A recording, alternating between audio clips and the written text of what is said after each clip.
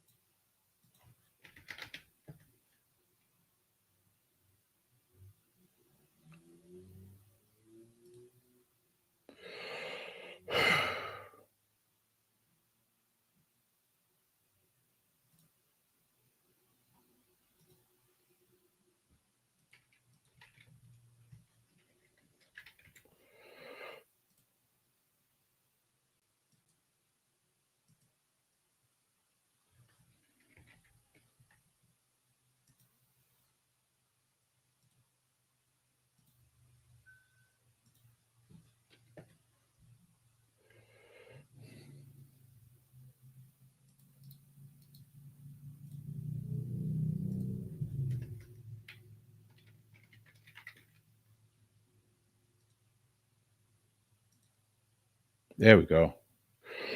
All right. Sorry about that. Had to do a little bit of housekeeping at first. Shit. A little bit of housekeeping.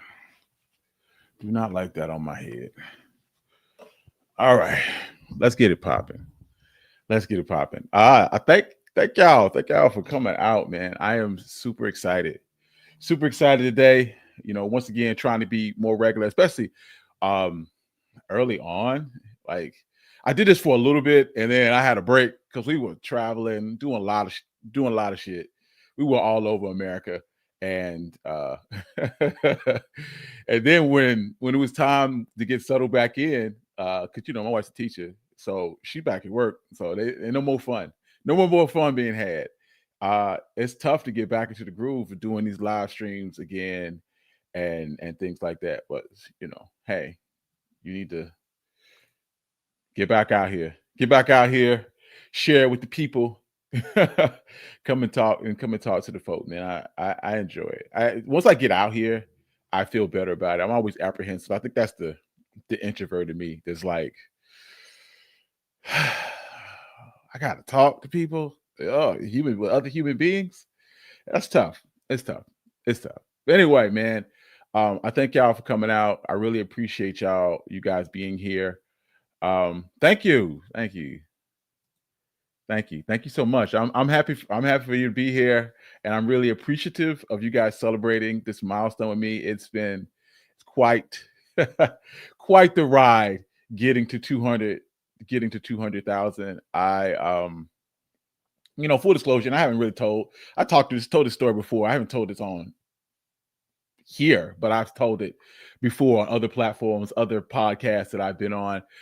Basically, what happened is like in 2020, I was like, hey, I want to do something different than what I was doing. I was podcasting, but I was podcasting with the homies, and we would just get together and have a good time and talk and whatever's going on at the time. But I felt like I could do something different.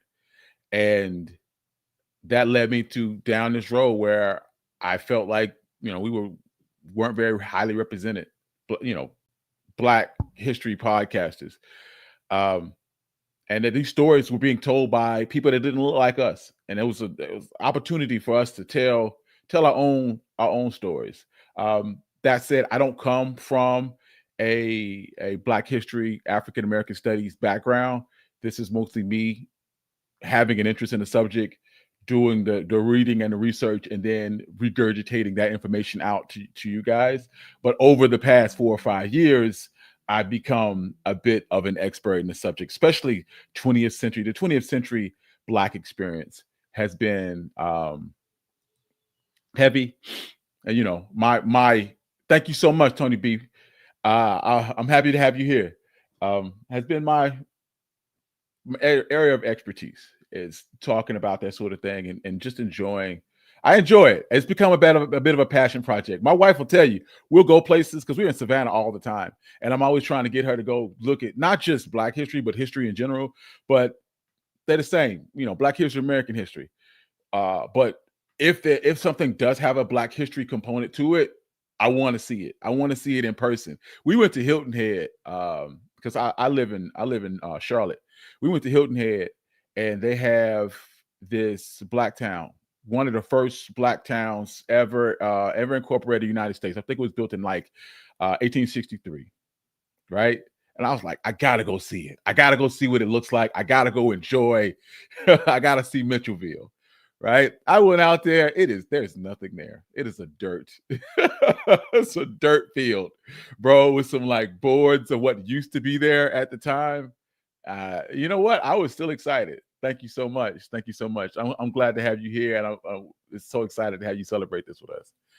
And this is how it is with being, the wife. I drag her to see history, and she's like, "What the hell is this? What is this? I don't want to see no fort. I don't want to see no town that used to be here. I don't want to see no battlefield where I have to use my imagination." Oh man, hey, I enjoy it. I think it's fun. So yeah, that journey led me here. I started telling stories on YouTube, and it was, it took a long time. It took maybe 10 months to get to 1,000 subscribers to just get monetized. It took another 2 years to get to, I think, after I did the Cadillac video, why black folks like Cadillacs. And my son is making an entrance.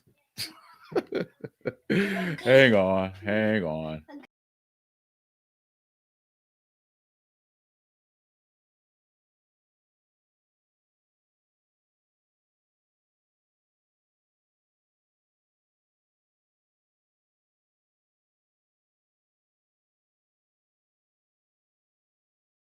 I'm back. Sorry about that. My son made a impromptu cameo. It's like, he's like, bro, I don't care nothing about what you're doing. I need my iPad. So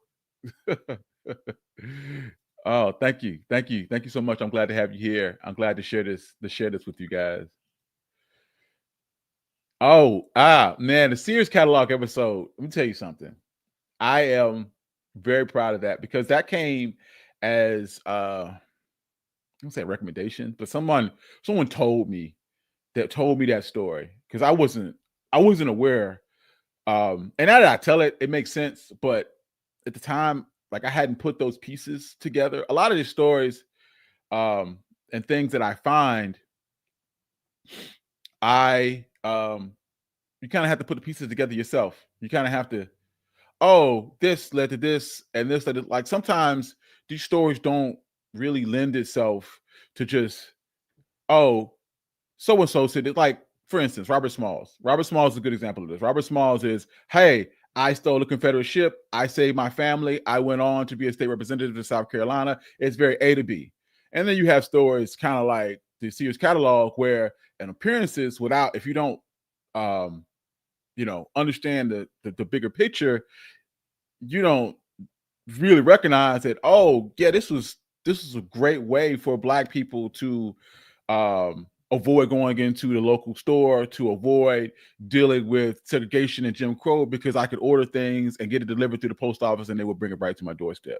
So someone mentioned it to me, and then I went and did the research, and I was like, oh, this is dope. This is really dope. This is a really interesting story. I really appreciate them. And that story, of course, led directly into the story about the post office, because the post office was the one who was delivering the packages. They had the rural free delivery and the parcel posts, and it allowed for people, not just black people, but anyone who lived in the rural areas, to be able to get packages. This wasn't possible up until that point. I think they started in 1896 and went live, and sometime around 1906, 1907, something like that, something to that effect. Before that, you had to hire a private company, and anything over 4 pounds went to a private company, and they would charge rural customers the most. So you weren't buying packages. So them having someone who would deliver those packages, order those packages, and then I don't have to go to the store. It wasn't just a new day for Black people. It was a new day for anybody who lived in a rural area, because it meant that I wasn't bound to what was at the store. It wasn't just that those local stores were overcharging Black people. They were overcharging everyone. Everyone was getting a shit end of the stick. Black people were just getting it the worst of the bunch. So yeah, man, I love it. I love it. I love it. I appreciate you guys. I appreciate you guys so much. And it's funny, the thing about the Sears catalog, because I remember the Sears catalog too. I grew up with it too. I remember getting it at the house, and I would circle the toys that I wanted, in hopes that my parents would purchase those toys for Christmas. I did the same thing to the Toys R Us, but specifically, I remember the Sears catalog. So it's funny to see something that's like lived in history. I remember this history, but also my parents' parents. It was important. It was important to them. Yeah, it's dope. Anyway, I got off on a tangent. 10 minutes by myself. This is weird. What I had planned for today was I was going to go through this week in Black history. A couple things happened.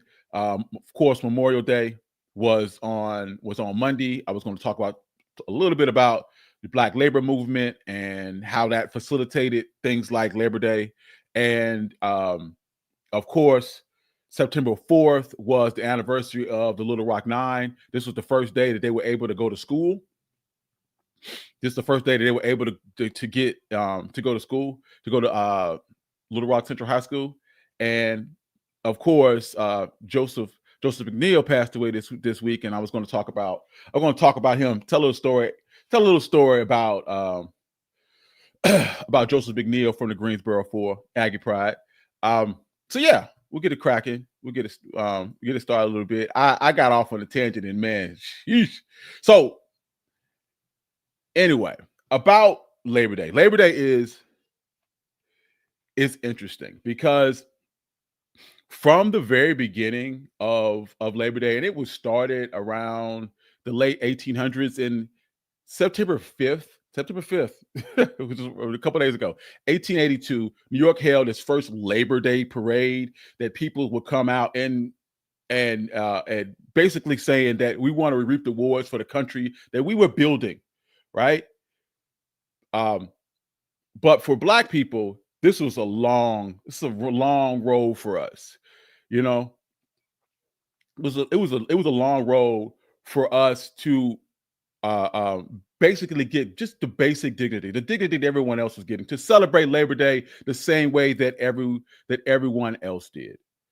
All right, we lived in a world where they basically had living in two truths. Labor Day was a promise of dignity, celebrate everybody's labors, and in America that rationed out that dignity to Black folks. Unions would march, but they barred Black folks from joining those unions, and even still, they barred Black people from joining those unions, even though we were one of the primary builders of that labor, of that engine. We were driving the labor force here in the United States. For example, in 1896, the Colored National Labor Union, which was founded. It was founded and then led by Frederick Douglass. It pushed for jobs, education, and fair wages. And other groups like the Knights of Labor sometimes opened doors to Black people, but most unions at the time didn't allow Black workers. Like the American Federation of Labor was opposed to bias, but then it would practice it because it wouldn't allow skilled Black folks to join a labor union, and then it would push them towards the local Jim Crow townsfolk. All of this would culminate in several different labor riots. For just a small example is in East St. Louis in 1917, when white union members helped incite riots against Black workers who were being recruited as strikebreakers. Right? Nothing. It's football season. So this led to Philip A. Randolph and him organizing the Brotherhood of Sleeping Car Porters in 1925. In 1925, up until that point, the sleeping car porters were basically a group of black men who worked in the sleeping cars for the Pullman trains, and they were treated very poorly. They were paid very low wages. They worked up to 70 hours a week, and their owner encouraged people to pay them in tips. This is one of the early prerequisites to tipping here in America. It basically launched the idea of tipping here in the United States was the sleeping car porters, because they were basically paid in tips. This is what led to them forming a union, and then being fully recognized by the Pullman Company in 1937, which led to a contract that capped their hours, and they got a raise and raises. It meant that black people could bend the wheel. A black union could bend the wheel of even the largest corporate giant. Right? Randolph would then turn that labor fight into civil rights wins. He will go on to plan the 1941 March on Washington, which ended up with FDR issuing Executive Order 8802, which banned discrimination in defense industries. And 2 decades later, he led the 1963 March on Washington, which is actually called the March for Jobs and Freedom. Originally, the March on Washington was designed to be about jobs. They add freedom at the end because the idea was the brainchild of Philip A. Randolph, and he was always an advocate for labor rights. This entire thing was designed to be a labor march. It was only after they got the 5 big organizations to come together that they turned it into jobs and freedom, making that coalition between, dignity of labor rights, or the ability to have a job, and freedom and civil rights, putting those together. And one of the major things about the labor movement is that,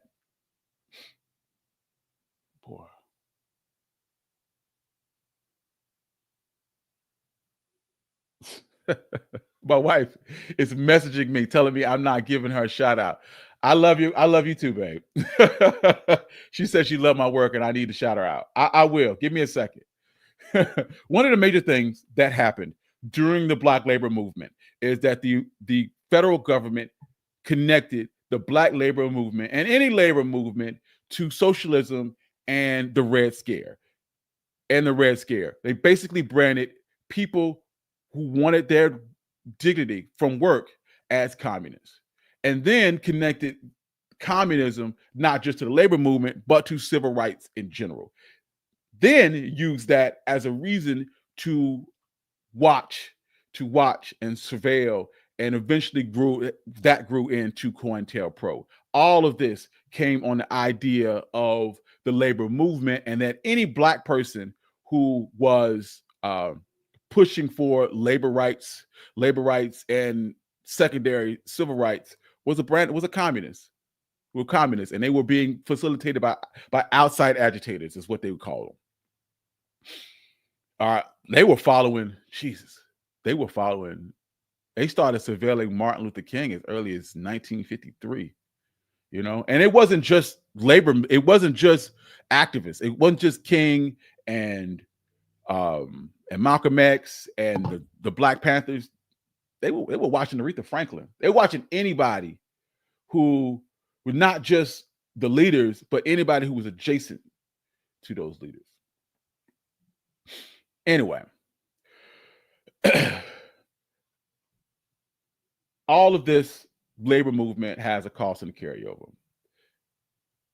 The same decade, the very decade that Labor Day became a federal holiday, Jim Crow hardened, disenfranchisement, lynchings, exclusion from unions and trades. That legacy continues to linger. Studies show that Black job seekers get fewer callbacks for the same qualifications. Black unemployment is about twice the rate of many of their white counterparts. I think I saw a study today that said that white unemployment was about 3.5, whereas black unemployment was like 7. So these are the things that gap in labor, the things that Philip A. Randolph was fighting for, still continue today, still systemic even today. Anyway, we're gonna move on. We're gonna move on. So September 4th was the anniversary of the Little Rock Nine and their ability to where their attempt to integrate Little Rock Central High School. 1957. In 1957, which is 2 years after Brown versus the Board of Education, there was a fight to keep black people out of the schools. They fought that for 2 years. Eventually, the courts in Arkansas said that they had to let the kids into the school. Like, you had to desegregate and do it immediately. What's his name? Orville Flabus, the governor of Arkansas at the time, basically called in the National Guard. Who did that sound like? Basically called in the National Guard, said that the National Guard was there for the protection of the Little Rock Nine. But in reality, they were there to prevent them from being able to enter the school.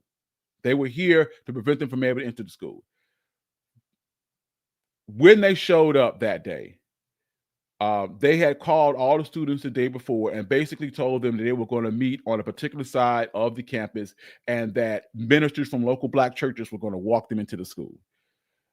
Elizabeth Eckford, who did not have a phone, did not get that message. She ended up on the other side of the school and had to walk in to the school alone by herself. She was surrounded by an angry mob of activists, which was what led to them that iconic photo of her walking in stoically with the lady looking like a largemouth bass behind her, screaming obscenities at her about her trying to enter the school.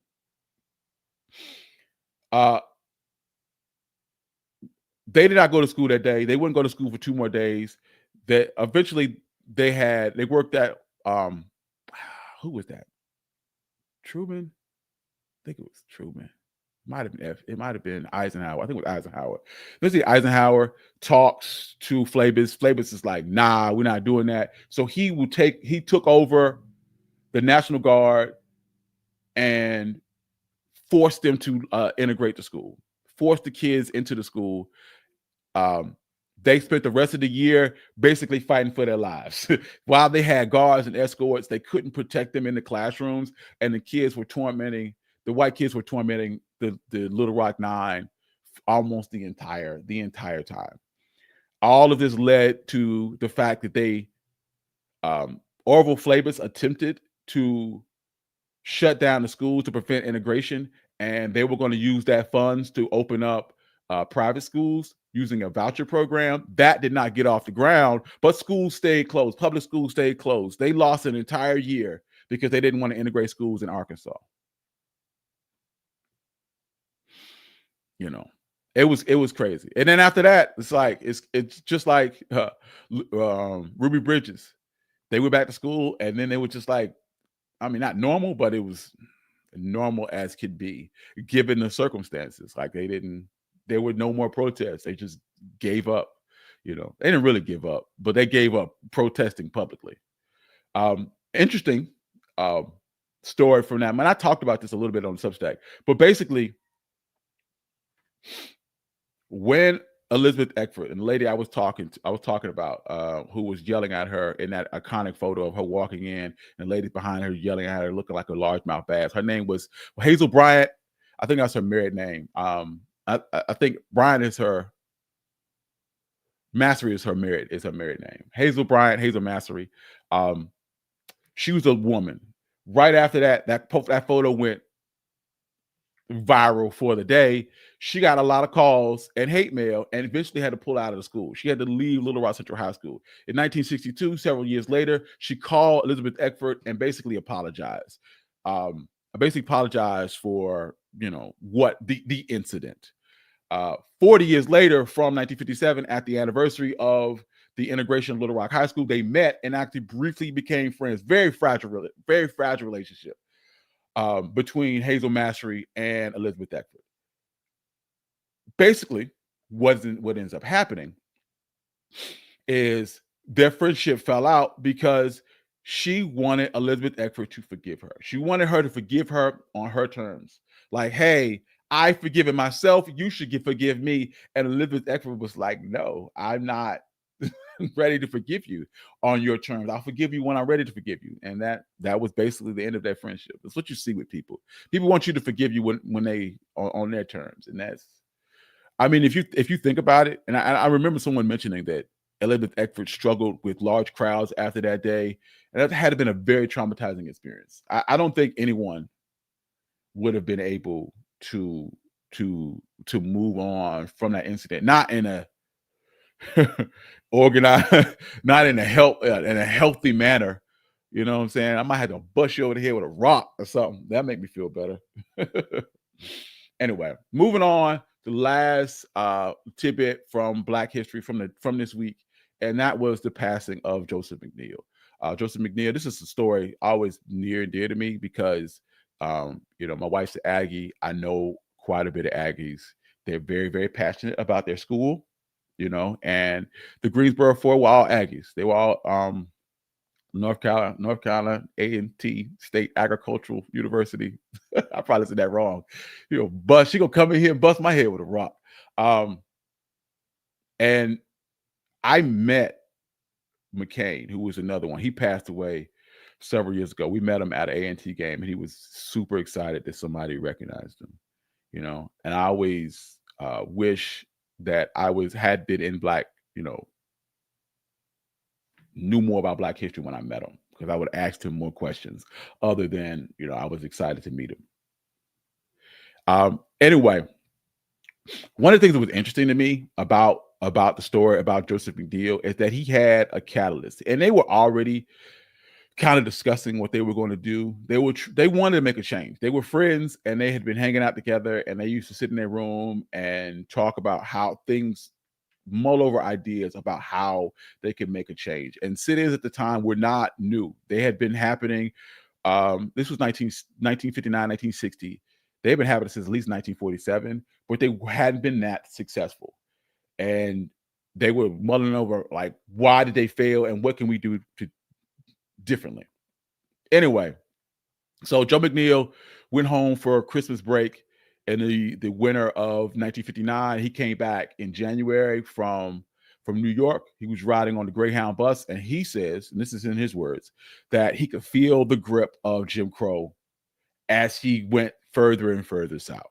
This led to him going to a station in Richmond, Virginia, where the train station or the bus station, and he tried to get some food because he was hungry. And they basically told him that we don't serve you here. You have to go to, he sent him to an area, a sketchy area is what he called it, up the street. And Joe McNeel basically called this a final blow of humiliation. He was fucking over it. And less than a month later, because this was January 1960, they did the first sit-in February 1st, 1960, right? The four of them at Woolworth, FW Woolworth in Greensboro, North Carolina. Less than a month later, they were launching the sit-ins that the sit-in movement that basically created a movement, because they were the first, but there were several others after that basically launched into that idea. And instead of doing just FW Woolworth, maybe we're going to go to another department store and force them to integrate their lunch counters too. Because the thing about FW Woolworth at the time is it wasn't completely segregated. You could go shopping at FW Woolworth. I don't know what your experience would be like, but it probably wouldn't have been the greatest experience. You probably couldn't try on the clothes, but you could go shopping there. You just couldn't eat you couldn't eat the lunch counter. So when they sat down that day on February 1st, they went and bought items from the store and then came and sat down, and the waitress was like, yo, we don't serve you here. You got to go to the takeout counter. They force you to go to the takeout counter. He's like, yes, you do. You serve us here. This is McNeel, who this is what he basically, it's because it's a quote. He like, you serve us here. We got receipts. I want my meal. And they called the police on him, but the police couldn't do anything because they weren't doing anything at the time other than sitting at the lunch counter. And where they differed from the earlier movements is that they got the media involved. The earlier movements failed because of the lack of media involvement. One of the big things with the civil rights movement at the time is that they needed someone to see it. When you look at um, the Birmingham campaign and them turning hoses on little black kids, or we just talked about it. This, Little Rock Nine and that iconic photo of Elizabeth Eckford walking in with Hazel Massery screaming in her ear, telling her to go home. Those moments, those people saw that in real time, and they were able to fully understand what was happening in the South and how bad things were, how bad things could be. Same thing with Emmett Till. I don't even know if we would talk about Emmett Till today if his mother, Mamie Till Mobley, hadn't invited Jet Magazine to take pictures of the funeral to let the world see what they did to my boy. Like, that was a huge deal for her, so the world could understand what's happening. And these things created a bit of an uproar. And when the news showed up and took pictures, one day turned into 2 days, and every single day it doubled. And people started protesting out in front of FW Woolworth. Eventually, they had to close. They would eventually desegregate the store, but they wouldn't give the city and the members of the city and the pride of doing it while they were there. They quietly did this with some employees during the summer. Like, yo, you can't see me blink, bro. You can't see me blink. Anyway, I mean all this to say that Joseph McNeel was an icon, and he's somebody that is definitely one of my heroes, and definitely someone that I look up to, and definitely a person where you can say a small event like someone telling you that they don't serve you here in some random bus station in Richmond, Virginia, can ignite a movement. I promise you, man. If it's one thing about Black history, or about history, I love how small things have a huge change, or create a huge change, or create a movement. How one little thing done differently could have completely changed the outcome, or completely changed the world. And those stories, I love those. I love those more than anything else. I remember, and this is about to be a side note, but it's okay.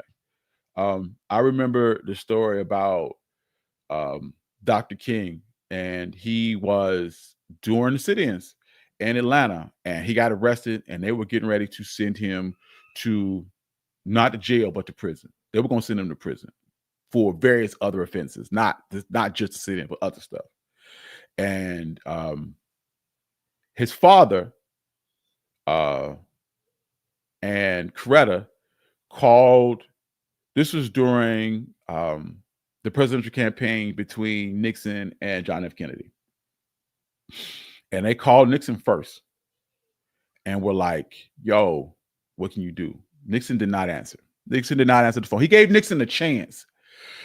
and people know what Nixon became, but at the time, Nixon's civil rights platform was mirror image of FDR. I mean, of Kennedy's. And they called Nixon first, and he didn't answer. And then they called Kennedy, and Kennedy was like, whatever you need, I'm here to help you. He called Coretta and assured Coretta that Dr. King would be okay. And then he called his brother, who was the AG, who was Attorney General at the time, and his brother Robert negotiated Martin being freed from jail. This completely changed the outlook for King Sr., who at that time was a lifelong Republican. He'd been a lifelong Republican. He was like, yay, hey, he put the word out. Y'all need to vote for this Kennedy guy. This Kennedy guy is a good dude. He helped get my son out of prison. He's a good dude. And it went from, I think prior to that was the Truman administration, and then going into this, I think 60 some odd % of Black people voted for Truman. And then going into the next election, 75% of Black people voted for Kennedy. That is a complete switch. And After that point, since that election, no Republican candidate has garnered more than 25-30% of the black vote since. Like, that simple change of had Nixon just answered the phone. He didn't even have any power. He didn't even have to have any power. All he had to do was talk to Coretta and console her. And the world could have been different. He might have won the election. That was a tight race. You know? Anyway, I'm not gonna bore your ear. I'm not gonna binge out it off about random stories from Black history, but I do love when small things have a huge catalyst, a huge change in the world. Anyway, I'm gonna see what you guys are. If you guys have any questions for me, you want to, ask me whatever, man. I'm an open book for the most part. We'll see what's up, man. Thank you. I enjoy having you here. I'm glad you guys showed up. I thank you so much. I'm so glad you guys came out and enjoyed talking with me. Let me ramble on for 36 minutes talking about nothing. Y'all, the homie. Man, Baltimore. I'm glad to have you here from Baltimore. Also, if you're on Substack, I cannot see your questions. I can transmit the Substack, but I can't. I probably should have led with this. I can transmit the Substack, but I can't see people's questions. On Substack, that is a limitation of the platform, the platform I use, which is StreamYard, that they don't allow me to be able to see comments from certain destinations. So if you're on Facebook or you're on YouTube, I can see your questions. Substack, not so much, but it's okay. It's okay. If you want to comment, you can come join us on YouTube. If not, you could just stay and watch from right from where you are.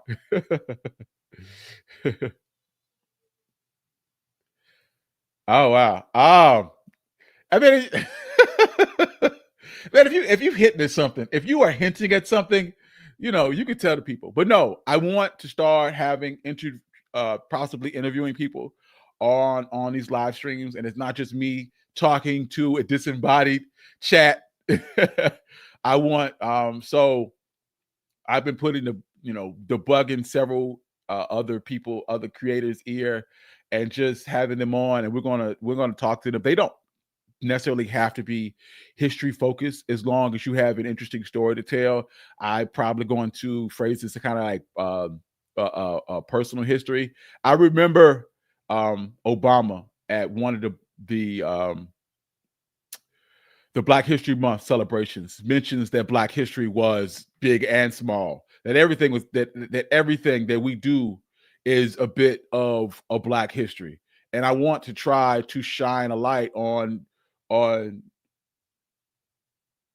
interesting tidbits, lived in history, people who, oh man, I was there. This happens a lot on Substack. I'll tell a story on Substack and people were like, oh, I remember that. I was 5 years old when that happened.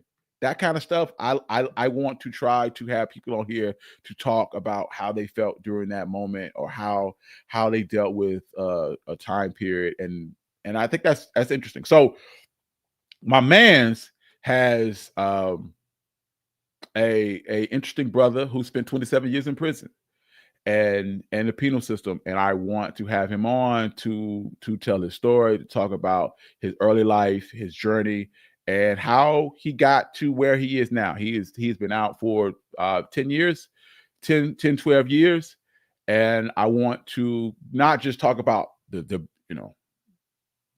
dark side, the things that he's done, but also talk about his redemption story. I think it's going to be super interesting. I think it's going to be dope. I'm looking forward to having Brother Hamza on here. He's up for it. But also, I want to have more traditional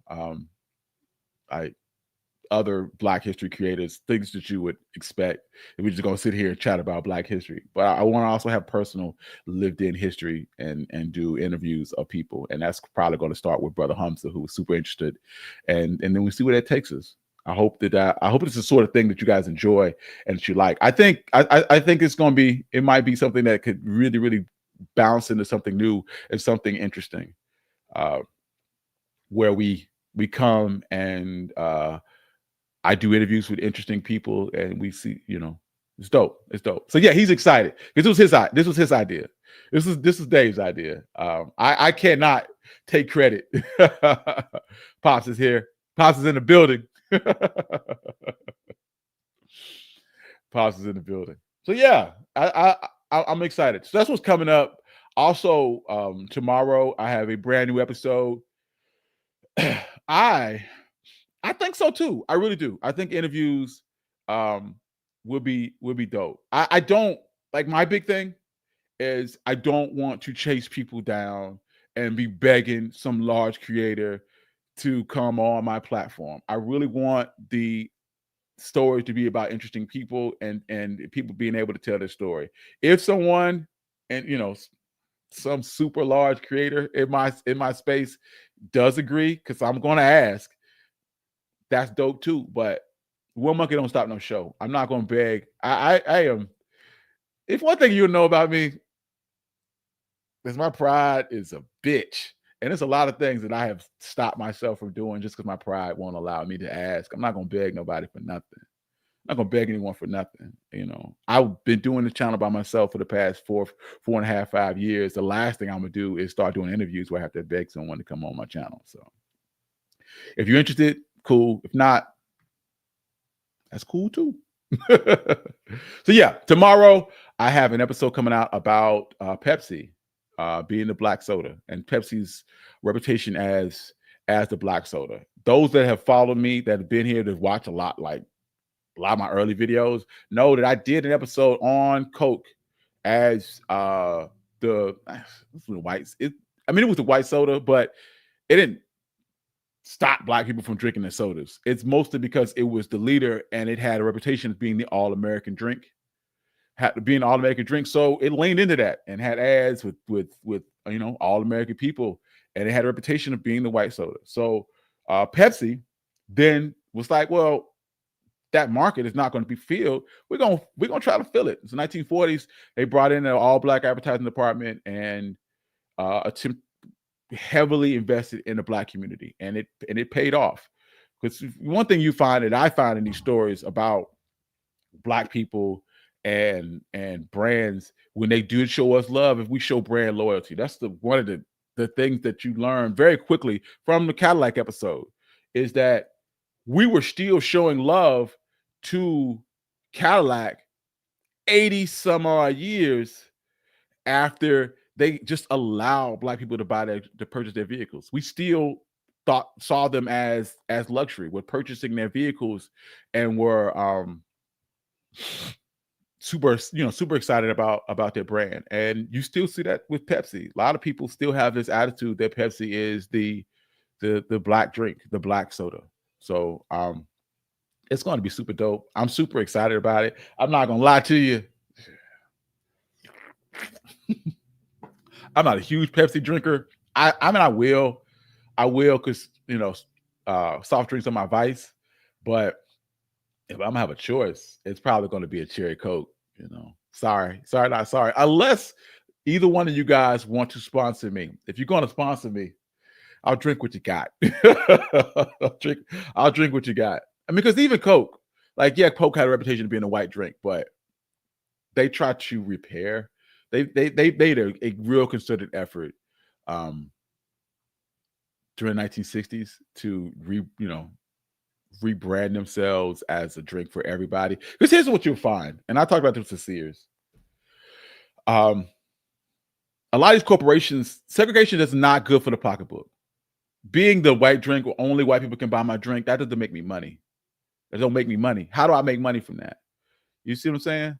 So my dad talks about how franchising came about around the same time as the Civil Rights, the Civil Rights Act, because it was beneficial to them for you to be able to get the same hamburger in Jackson, Mississippi that you get in New York. I need everybody to have a similar experience. right? They were looking for green. They want that money. And that's what you find here with Coke and all these brands when they were like, when it was beneficial for them to be negative, to push black folks to the side or to not advertise towards black people, they whirl with it. And when it wasn't, it wasn't. And that's what you see that even today with your boy and American Eagle and them making insinuations to Good Jeans or Dunkin' Donuts and I think they were talking about Good Jeans also, and one of their refreshers or some mess. Like the reason why you do that, the reason why Target gets rid of its diversity department, because it's beneficial for them. You know what I'm saying? They're trying to make money. I'm trying to keep it green, and wherever way the society is leading, that's the way I'm gonna be, because I'm trying to continue to make money and keep my stock prices high. So I don't have no ill will towards nobody, unless you were doing something like super egregious, I think JP Morgan used to own slaves. They would take slaves. Like if you got a loan, they would use your slaves. You could use your slaves as collateral because they're worth money. And if you fail to pay that loan, they would repossess your enslaved people. So the bank ended up owning people. Like, bro, come on, what are we doing? What are we doing? Really? You can repossess people? What a time. What a fucking time. Anyway. All right. So I thank y'all for coming out. I am so excited to make it to 200,000 followers. It's been a crazy journey. I have a lot of amazing content that I put together. I got a bit of a roadmap that I mapped out that I'm gonna tell. We're telling interesting stories basically every single week.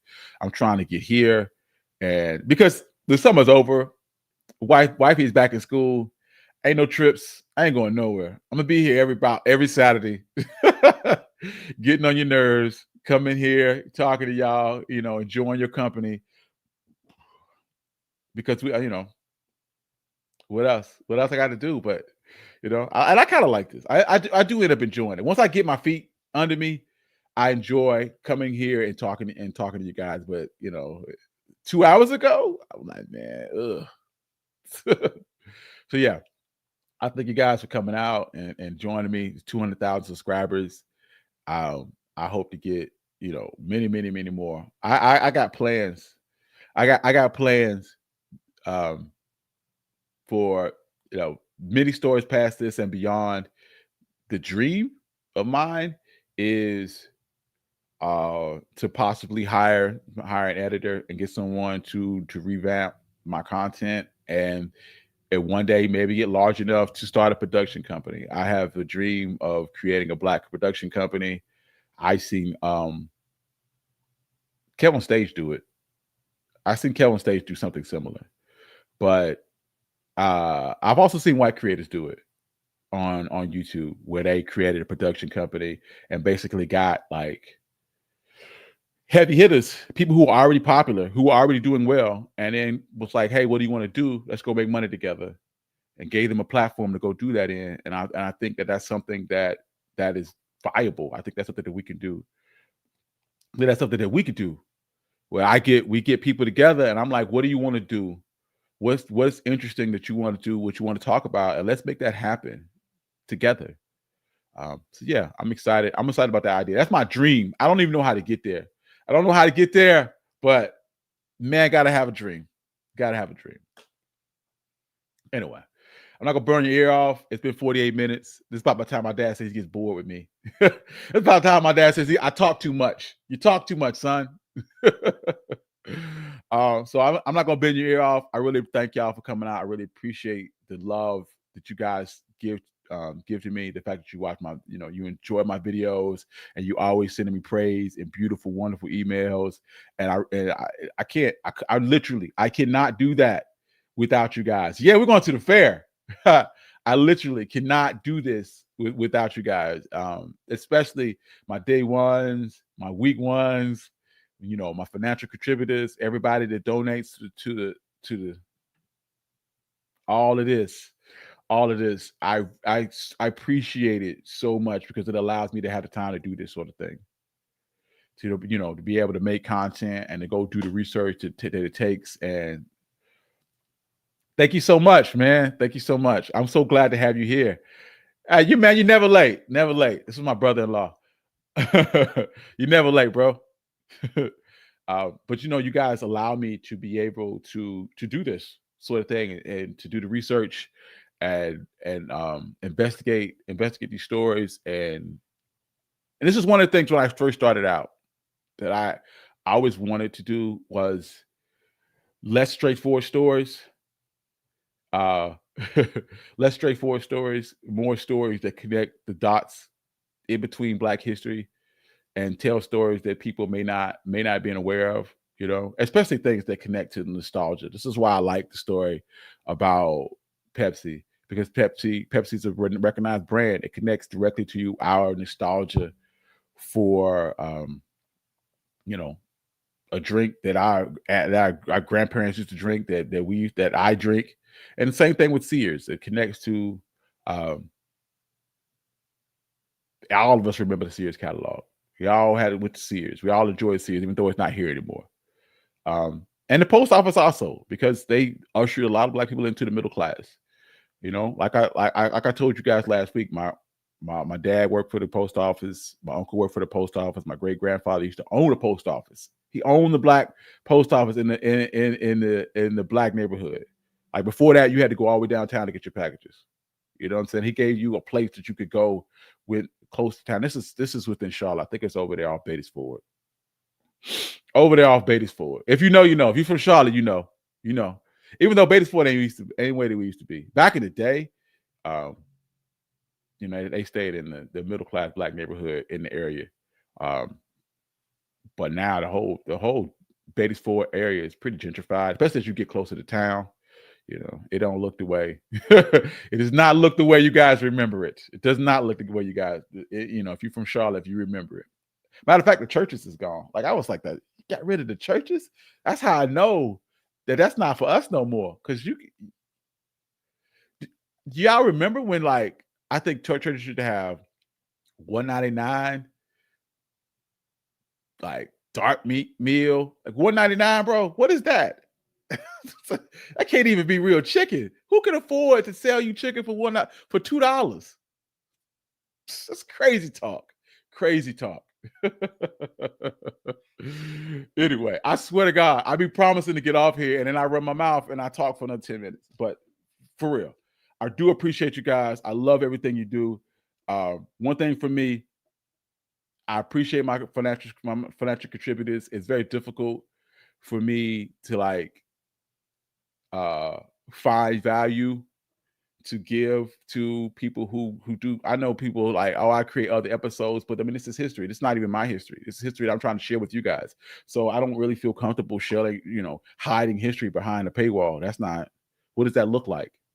So while I appreciate your contributions, it's hard for me to find things that bring value to you being a member. So I think what I'm gonna start doing is probably opening up my episodes, early, because I want you guys to feel appreciated. Because I really do appreciate what you do for me, and you guys giving to me. You really don't have to. You really don't have to do that. Anyway, thank you guys for coming out.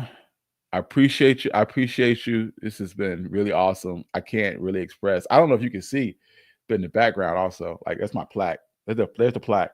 But all of this, the homie put that up.